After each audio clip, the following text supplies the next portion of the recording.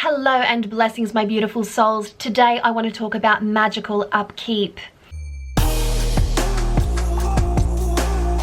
So, the type of magical upkeep that I'm talking about today has everything to do with our metaphysical maintenance and ways in which we can just give ourselves a little magical spruce throughout our day, throughout our week, to really help to fill that cup, to make sure that our reserves aren't depleted, to make sure that we're not exposed to too much negative juju and all of that kind of stuff, to really stay on top of our self-care from a magical, metaphysical perspective.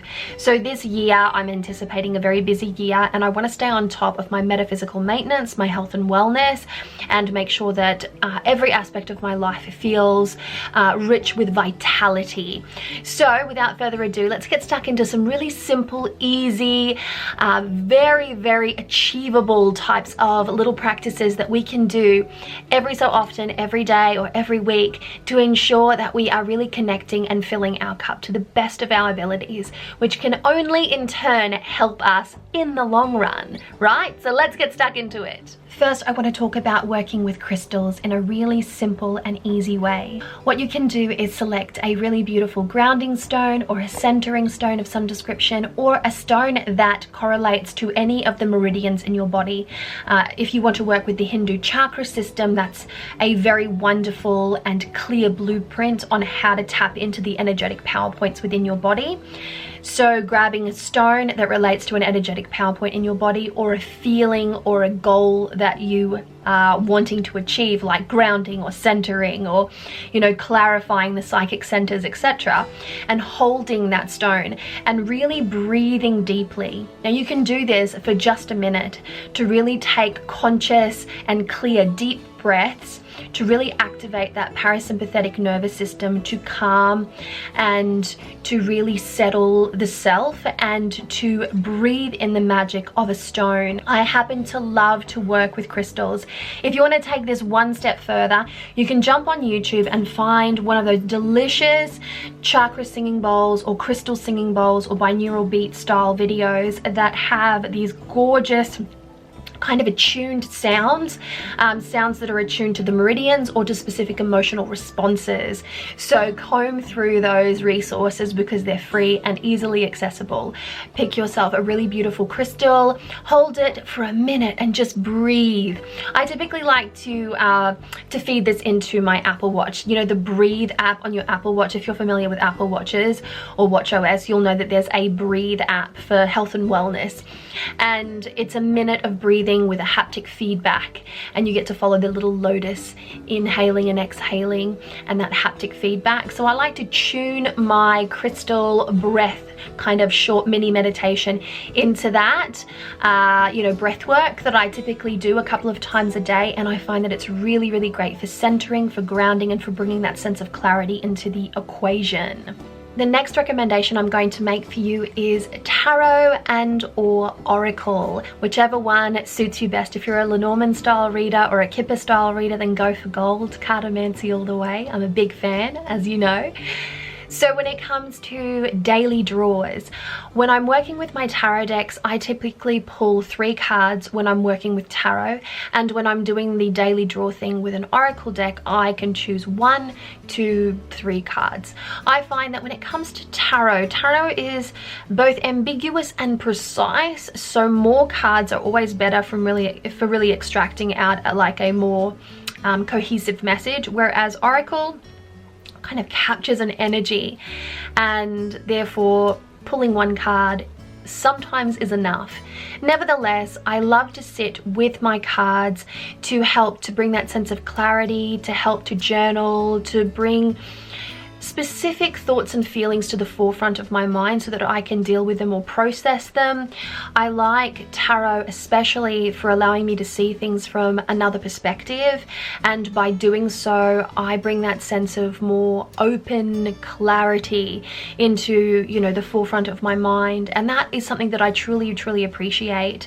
I like to be able to really make my tarot work for me, and tarot is something that I connect with on a daily basis, whether it be just a daily draw or a new moon reading or a full moon reading or any other style of reading.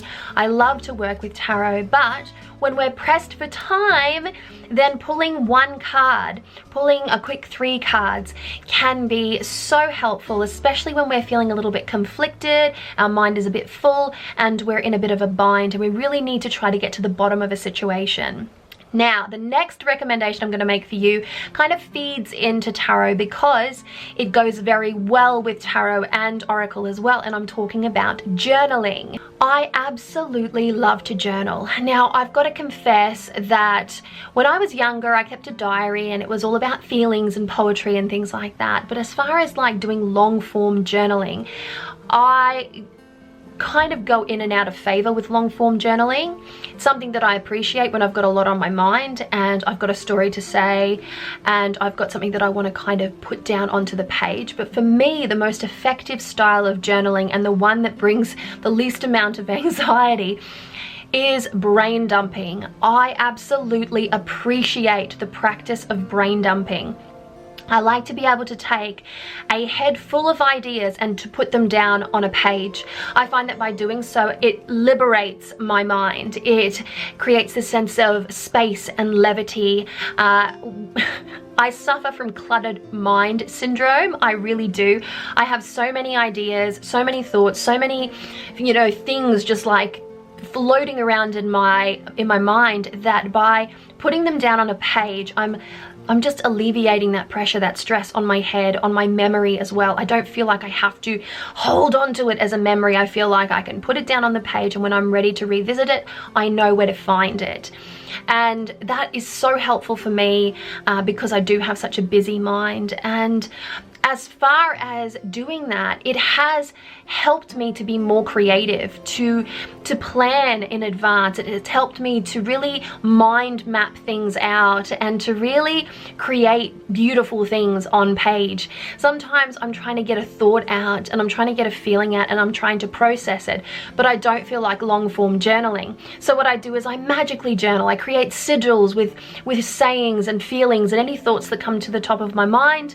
And I do things like that because it helps me to process my emotions and to liberate something within me. And I trust the page, I trust my diaries, I trust my notebooks to be able to hold that so that I don't have to walk around with it all of the damn time. Do you know what I'm saying? Sometimes our head can get so full that all we need is to create a little bit of space, but we don't want to lose anything. This is why I brain dump. This is how I love to journal. This is why I have black Moleskine notebooks filled with ideas, with plans, with journals, with sayings, with metaphysical arts and things of that nature, because it works for me and it makes a huge difference to my mental health, if I'm being entirely truthful. So journaling for the win, especially brain dump style journaling. Next, I'm going to recommend to you oils. You can work with essential oils, magical oils, condition oils. The choice is yours depending on the need that you have or the outcome that you are seeking. I happen to love working with essential oils from a healing perspective, from an atmospheric clearing and amending perspective. I love to spritz some essential oils, style hydrosols in the air. I like to anoint myself with essential oils and certain condition oils that of course are safe to use on the skin. If I'm working towards a goal and I'm working magic at the time and I've got to focus on something, then I'll work with a condition oil, again, that's safe to put on the skin, that aligns with that goal, because I feel like I'm kind of unifying my mindset and creating that kind of synergy, that flow, that space to really focus. And that helps me to bring about that sense of clarity. It helps me to focus better. It also helps me to sort of transform my mood if that's what I'm aiming for. And from a magical perspective, I just really love working with oils. It connects me to the earth element and to specific energies and essences of botanicals and raw and dried materials and things of that nature, which, I don't know, there's something about it that just I find really peaceful and very soothing. Following on with our subject of oils, I touched very briefly on hydrosols. Now, I really love hydrosols because they are non-invasive, especially if you have some kind of respiratory situation going on. That means that you cannot work with smoke. And because I love to sort of waft smoke and essential oils around me to really help to shift my mood and to cleanse and clear on the fly, I happen to love working with hydrosols. An extension of hydrosols are spiritual waters or floral waters.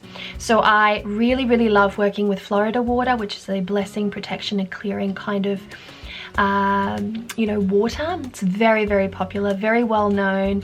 You can make it yourself if you have the ability to do so. So you have autonomy over the creation of that.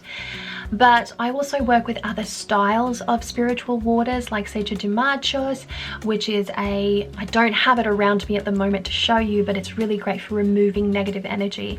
Dab, dab, dab, dab, dab, dab, dab, and away you go. It's wonderful for that type of thing. You can also get a really beautiful white sage hydrosol, which I like to work with.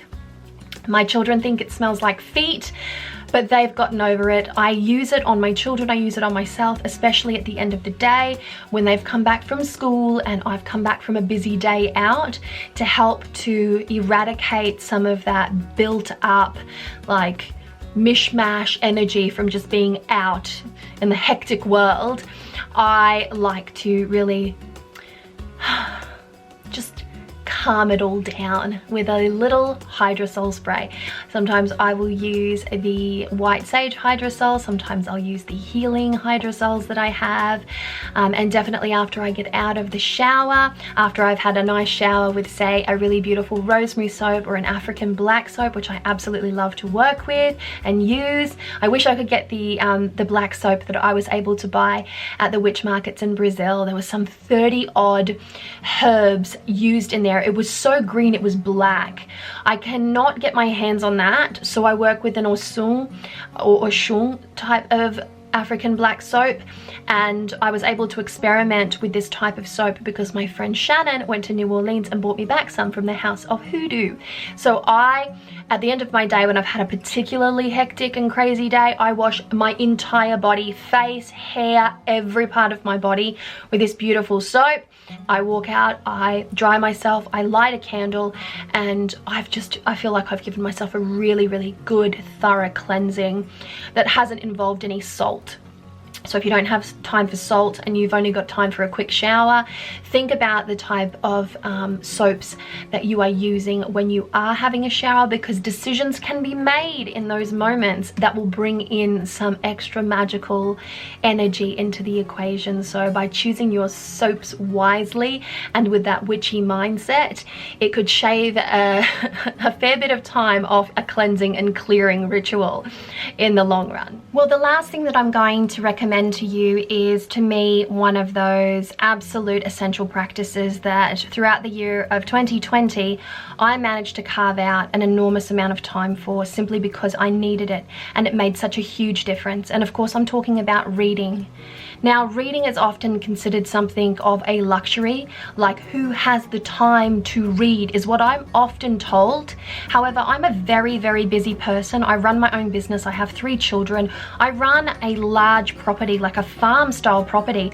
I barely have a minute to myself, but I still manage to read. I carve out the time for reading, and I've been able to achieve that because of audiobooks. Now, audiobooks have come a long way since what it used to be, because let's face it, it used to be pretty ordinary. But now you have these multicast style, multi-narrator style audiobooks, voice actors and sounds and etc. that really help to bring a story to life.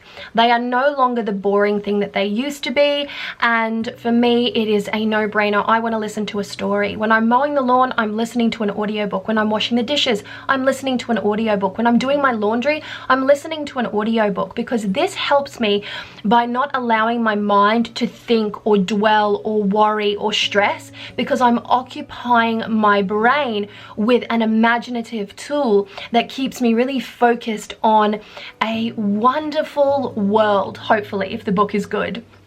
So whether or not you're reading witchcraft non-fiction, for instance, or reference style materials or biographies, it doesn't matter. I'm a fantasy girl. I love to read fantasy. I love to read poetry. I like to read sci-fi. I read grimdark. I read young adult. I read high fantasy. You name it, I read it. But I prefer to stay in that magical landscape because I want to be transported, especially because I find that reality is very harsh sometimes, especially when you are very sensitive.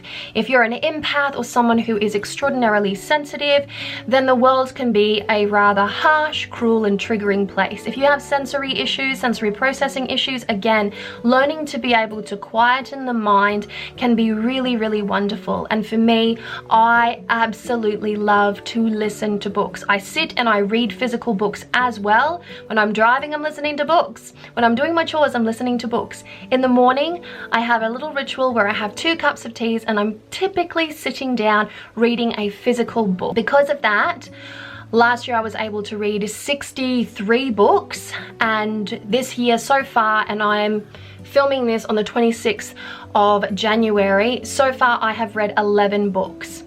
And that is because I'm able to listen to a lot of my reading material rather than sit down and read.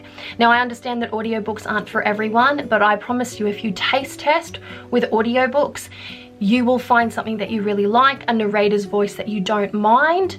And if you aren't fond of audiobooks at all, then try novellas, really short, less than 100-page style books that will keep you engaged but won't demand too much of your time. And that, my beautiful souls, is it. They are all my recommendations that I can give to you, at least at this very moment in time. I'm sure there are others that I can conjure up in future, but these are things that I myself like to do, and these are decisions that I make, and these are the ways that I like to spend my time and the considerations that I take to help to keep my cup full, to make sure that I am nurturing myself, to make sure that I am being kind on myself, to make sure that I'm not overtly putting too much pressure on myself, on my mind, on my body, on my spirit in any way, shape or form, so that I can bring a lot more peace and a lot more harmony into the equation. By doing so, I'm a better mother, I'm better at my magics. When I'm feeling really calm and really focused, the ritual and the spell work that I can do is absolutely chef's kiss good. I'm just a better conversationalist, I'm better to be around. And so this is part of my everyday metaphysical maintenance to help me just to be the best version of myself that I can possibly be. I thought that I'd share that with you. I hope you enjoyed it, and I will chat to you again soon. Mwah! Much love, many blessings.